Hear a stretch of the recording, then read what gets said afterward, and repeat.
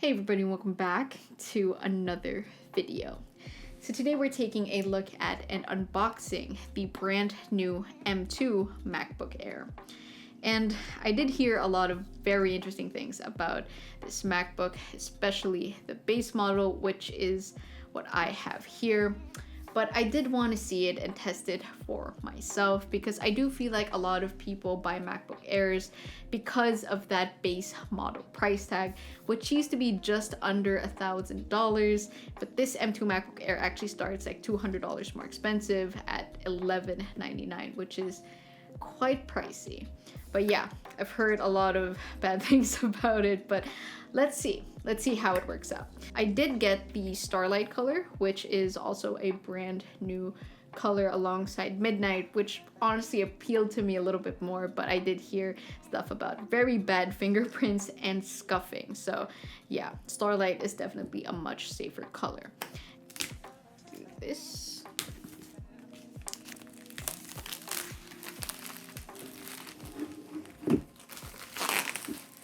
Okay, get rid of the plastic, and on the box you can see that it isn't like showing the front of the laptop. It's actually showing the side of the laptop to showcase how thin the MacBook Air really is.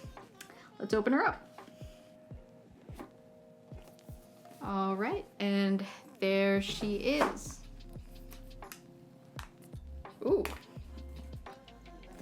Honestly, I was expecting it to be a little lighter. It is light, but it does still kind of have a weight to it. It's definitely lighter than my MacBook Pro 14. But yeah, let's put this aside for now. So first things first, you do get a braided USB-C to MagSafe cable that actually is matching the color of your laptop. So this has a Starlight colored braided cable, which is a nice touch. So you get some documentation and more documentation. What else do we get here? Probably the most exciting part of the documents is the Apple logo sticker. But this one actually also matches the color of your laptop. So here we have Starlight logos, which is new, very nice. MacBook Airs always have been a little more playful. So with the MacBook Pro 14, we got those black Pro-like stickers. So here we get matching colored stickers, which is a nice touch, very cute. Next up, we have the charging adapter. This one is the 30-watt charging adapter, and this is the one you get with the base model. Now, they do sell a brand new adapter that has 2 USB-C ports. Now, it's supposed to be like super cool, but like other manufacturers like Anker already have those, but it is nice to have that option when you're ordering your MacBook. But unfortunately, if you order that, it's gonna take like an extra 3 weeks to ship. But yeah, this does not fast charge your MacBook Air. You're gonna wanna get the 67-watt charger if you want that fast charging feature. And that is all that is in the box. Let's put this away for now. Okay, and here we have the MacBook Air.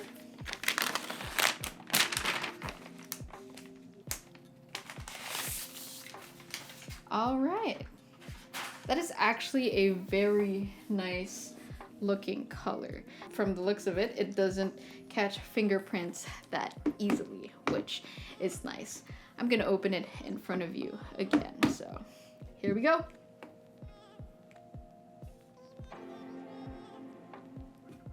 Classic.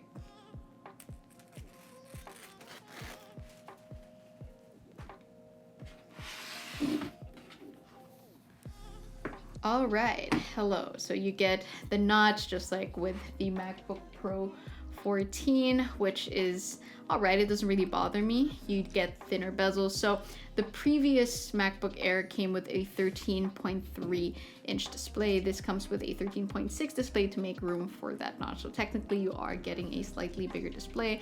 And of course you're getting much thinner bezels, which is always a win. Let's just set it up real quick.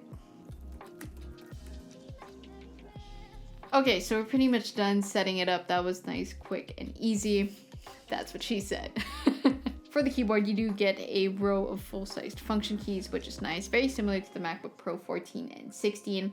You also get that full-sized fingerprint reader, but you don't get that black on black design, which I really liked, but this still looks pretty good. It has your black keys, and on the backdrop, you do get the color of the MacBook Air. Very reminiscent of older MacBook designs, so I don't really have a problem with that.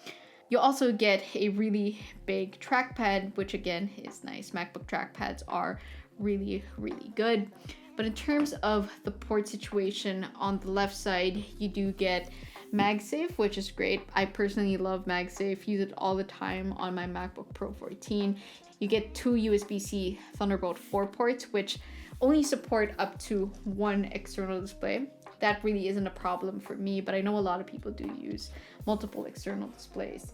You also get a headphone jack on the right side. So yeah, it's nice that they didn't remove that. Okay, now let's talk about the buying options, because this is where I think the M2 MacBook Air gets a little bit weird.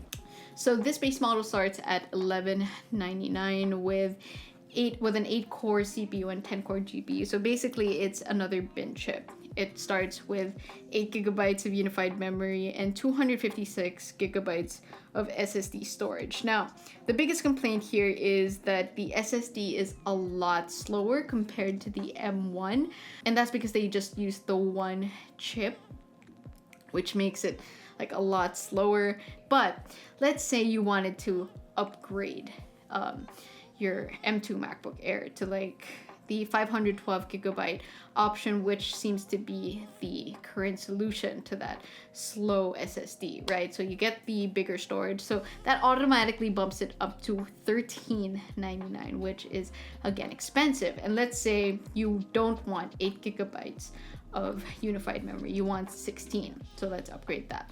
So you're now currently at $1599, which is so expensive. Okay, let's go all out. Let's choose the more expensive CPU. So now you're at $1699, which is very expensive for a MacBook Air. And I feel like a lot of people want MacBook Airs for that cheaper price point, right? You want the MacBook experience for maybe just a little bit over $1,000. So that's what conflicts me about this device. People who are buying this probably aren't creative professionals who want a powerhouse of a computer. Maybe this is just for the hobbyist. Maybe this is just for the student who dabbles in freelance videography. But yeah, I feel like people are more inclined to go for the $1199 option because it's just much more affordable, and that's what I'm going to be taking a look at. Will this be good enough for the regular human being, just the regular hobbyist like myself who uploads videos on YouTube? I shoot everything in 4K, like with 3 different cameras. So yeah, I mean, I've heard a lot of horrible things about this base model, how you shouldn't get it and you should opt for the more expensive one that cost $1,500. So for context, the MacBook Pro 14 starts at $2,000, but right now you can get it on sale for like $1,799. So if you're spending $1,499 on a MacBook Air with 8 gigabytes of unified memory and a 512 gigabyte SSD, just go for the MacBook Pro 14. So I feel like it's either go base model or go MacBook Pro 14.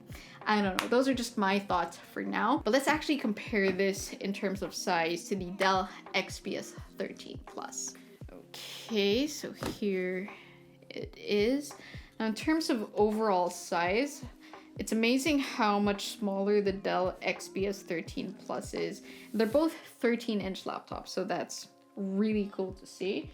The M2 MacBook Air is a lot bigger, but in terms of actual thickness, I would say they're about neck and neck, because the Dell XPS does kind of taper towards the end, very similar to the older M1 MacBook Air. The new M2 MacBook Air is flat, so yeah, but I would say they're about the same in terms of thickness when it comes to the thickest part of the Dell XPS 13 Plus. Now these two laptops I feel are going to be going head to head in terms of like performance and in terms of price. It's basically the Windows versus Mac. Like they're pretty much in the same ballpark. Which one are you gonna get? I've been using the Dell XPS 13 Plus for the past few weeks and I've been loving it. It's been a really good editing computer for me. So yeah, I want to see if the M2 MacBook Air will be able to hold up in that regard. But yeah, these are two really good laptops. Now let's compare the M2 MacBook Air to older MacBook Pros.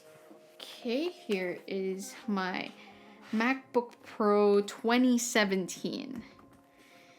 And as you guys can see, it is just a tad bigger. The M2 MacBook Air is a little bit bigger in terms of size, and that makes sense because of the notch. This is a 13.6 inch display, whereas the older models are just 13.3. So yeah, it's a little bit bigger. Now in terms of actual thickness, it kind of looks neck and neck, but that's mostly because the design of the 2017 MacBook Pros kind of deceive you a little bit because they taper around the side, making it look a little slimmer. But maybe the Air is just a tiny bit slimmer. But yeah. So that is my first impressions of the M2 MacBook Air. You know, you get a new revamped design that's very similar to the MacBook Pro lineup. You get MagSafe, you get an improved webcam, of course, you get an improved M2 chip. Now, regardless of the problems you get with the base model, I still think that a lot of people are going to be going for the base because I feel like, I can't really say for now, but I feel like it's going to be more than enough still for like students who are doing just basic productivity tasks and maybe even hobbyists for both photo and video. I can't really say again right now, but yeah, I will be testing that out more. So yeah, that is pretty much that for this video. Hopefully you guys enjoyed it. If you guys have any questions about the M2 MacBook Air, please leave a comment down below. But yeah, honestly, loving the new Starlight color. I wasn't expecting to like it as much, but yeah, I'll see you guys in the next video.